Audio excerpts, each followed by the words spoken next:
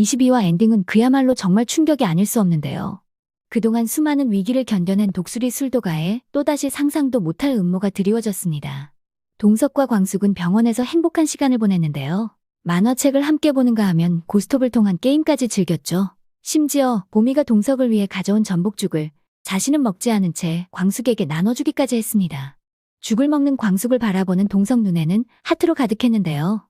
이전과 다르게 자신 감정을 숨기려는 모습은 전혀 찾아볼 수 없습니다. 그는 부인을 보낸 후 처음 느껴보는 감정이라며 흐뭇한 미소를 짓기도 했는데요. 중년의 사랑이 이렇게 설레고 예뻐 보이기도 정말 오랜만인 것 같습니다. 그러나 이렇게 행복한 시간도 얼마 가지 못했는데요. 술도가는 충격적인 사건에 휩싸이며 모두 망연자실한 상태이죠. 전통주 명가인 독수리 술도가가 유기농 쌀이 아닌 묵은 쌀을 사용했다는 의혹이 제기된 것입니다. 심지어 벌레까지 섞인 쌀로 막걸리를 제조했다는 고발이 제기되었는데요. 이는 고발 뉴스를 통해 전국적으로 방송되며 술도가는 졸지에 비윤리적인 쓰레기 사업장이 되어버렸죠. 그 충격적인 방송을 본 장미애는 가슴을 부여잡습니다. 설마 그 사람이? 머릿속을 스쳐가는 단 하나의 이름이 있는데요. 바로 독고탁입니다. 믿고 싶지 않았지만 그녀의 직감은 끊임없이 그 사람을 가리키고 있었죠. 그 시각 또 다른 뉴스 자막이 화면을 가로지릅니다. 전통주 명가 독수리 술도가 유기농 아닌 저급 원료 사용 의혹. 장미애의 손에서 리모컨이 툭 떨어졌습니다. 아니야, 그럴 리가 없어. 애써 독고탁이 아니기를 간절히 바라며 부정했죠. 그러나 술도가 사람들이 그런 짓을 할 리가 없다는 건 장미애가 더 잘 알고 있는데요. 결국 장미애는 참지 못한 채 신라주조 독고탁의 사무실로 향합니다. 이게 정말 당신 짓이라면 이번엔 절대 그냥 넘어가지 않을 거야 라고 다짐하면서 말이죠. 장수가 세상을 떠난 후 독고탁은 집요하게 술도가를 인수하려 들었는데요. 그 사실을 알고 있던 장미애는 단호하게 말했었죠. 술도가 망가뜨리면 나도 당신하고 이혼이라고 말이죠. 장미애는 두 주먹을 꽉 쥔 채 한 걸음 한 걸음 회장실 문 앞으로 다가갔는데요. 그런데 그토록 듣고 싶지 않았던 말을 결국 듣게 됩니다. 조용히 열린 문틈 사이로 익숙한 목소리가 들려오는데요. 회장님, 진짜 대박입니다. 벌레 쌀보도 파급력이 어마어마합니다. 독수리 술도가 이제 완전히 끝났어요. 바로 조전무의 목소리였습니다. 그리고 독고탁의 냉소적인 말이 들렸는데요. 그러게 쪽박 찼지 뭐. 그때 넘기라고 할 때 넘겼으면 얼마나 좋았겠어. 마광숙 자기가 술에 대해서 뭘 안다고 까불어. 그 순간 장미애는 온몸이 얼어붙습니다. 그게 무슨 소리야? 그 뉴스 당신 짓이었어? 놀란 독고탁과 조전무는 귀신이라도 본 듯 기겁하는데요. 분노에 찬 장미애가 소리칩니다. 이 멍청한 인간아. 너가 지금 무슨 짓을 한 건지 알아? 이건 술도가만의 문제가 아니라 LX 호텔을 상대로 사기친 거라고. 한동석이 가만히 있을 것 같아? 당장 수사 요청할 거야. 너 때문에 세리 결혼도 다 깨지게 생겼는데 이제 어떻게 할 거야? 독고탁은 그제서야 자신이 대형 사고를 쳤다는 걸 알게 되죠. 하지만 이미 수습하기에는 늦어버렸습니다. 한편 병원에서 복귀한 동석은 사무실에서 술도가에 대한 보고를 받게 되죠. 회장님, 독수리 술도가 막걸리 원료 이슈로 호텔로 항의가 빗발치고 있습니다. 아니, 마광숙 대표 그렇게 안 봤는데 어떻게 이럴 수가 있죠? 당장 계약 파기하겠다고 기자회견이라도 해야 할 것 같습니다. 하지만 동석은 단호하게 말하는데요. 아닙니다. 이건 뭔가 오해가 있을 겁니다. 마광숙 씨는 그런 사람 아니에요. 제가 직접 확인하겠습니다. 그리고 곧장 독수리 술도가를 찾은 한동석인데요. 그 앞에는 수십 박스의 반품 막걸리가 산처럼 쌓여 있었죠. 동석은 조용히 입을 다문 채 그를 바라봤는데요. 그 앞에서 마광숙은 씩씩하게 웃어 보이지만 눈빛엔 분노, 슬픔, 좌절이 고스란히 담겨 있죠. 회장님, 모든 것이 오해예요. 저희 술도가 유기농 외에 맹세코 절대 이런 쌀을 사용한 적이 없습니다. 누군가 우리 술도가에 누명을 씌운 거예요. 광숙 말의 동석은 천천히 고개를 끄덕이며 말하죠. 저도 알아요. 마 대표가 그런 사람이 아니라는 걸. 마 대표, LX 호텔은 술도가와 계약을 절대 파기하지 않을 거니 너무 걱정 말아요. 그런데 혹시 짐작 가는 사람이 있어요? 아니면 원한을 가지고 있는 사람이나?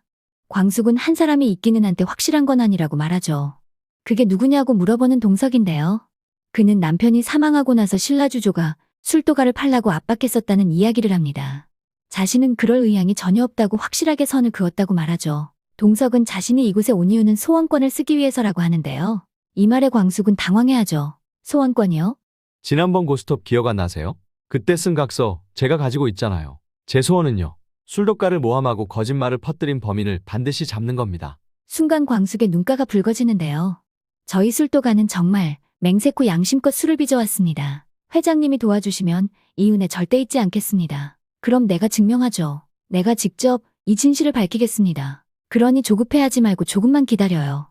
이건 술도가 일이기도 하지만 우리 호텔 명예도 걸려있는 일이에요. 동석은 바로 변호팀을 급파해 공식 대응에 착수합니다. 그리고 마침내 배우가 밝혀지죠. 바로 광숙이 말한 대로 신라주주 독고탁이었습니다. 이제야 독고탁이 왜 광숙에게 꽃뱀 누명을 씌우려 했는지 이해가 되죠. 하지만 그는 모든 책임을 조전무에게 전가하려 하는데요. 자신은 몰랐다며 모두 조전무가 한 거라고 말합니다. 하지만 이미 한 발 늦은 듯한데요. 버림받은 조전무는 검찰에 자백해버렸죠. 신라주조 독고탁 회장이 지시한 겁니다. 벌레 든 쌀, 영상 조작, 뉴스 제보까지. 이 모든 것들은 술독가를 시샘한 독고탁 회장이 전부 시킨 것입니다. 그 고백은 전국 생중계로 방송되었는데요.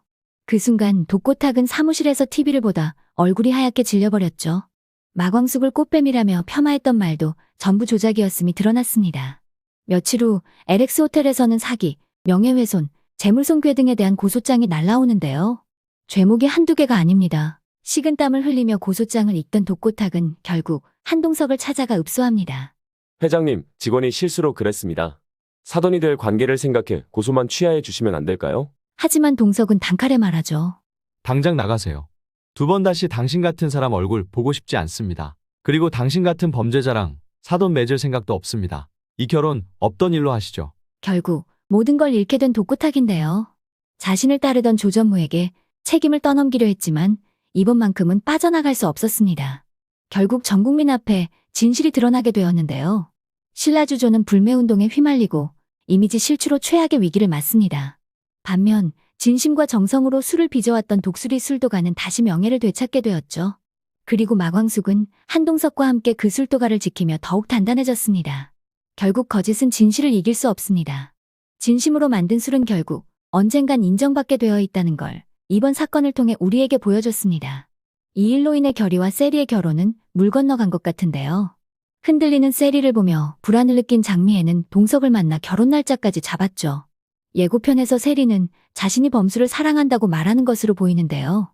화가 난 장미애는 남의 아이는 아무나 키우냐며 말도 안 되는 소리 집어치우라고 소리치죠. 어쩌면 다음 회차에서 장미애가 범수를 찾아가지 않을까 싶습니다. 이대로 두다간 세리가 정말로 범수와 어떻게 될지 모르겠다는 불안감에서이죠.